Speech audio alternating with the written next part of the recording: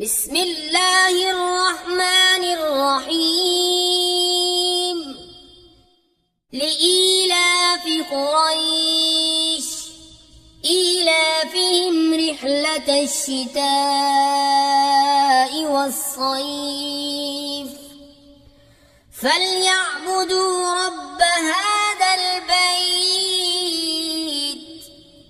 الذي أطعمهم من جوع وآمنهم من خوف.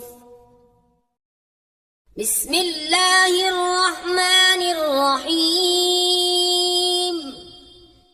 لإيلاف قريش إيلافهم رحلة الشتاء والصيف فليعبدوا رب هذا البيت الذي أطعمهم من جوع وآمنهم من خوف.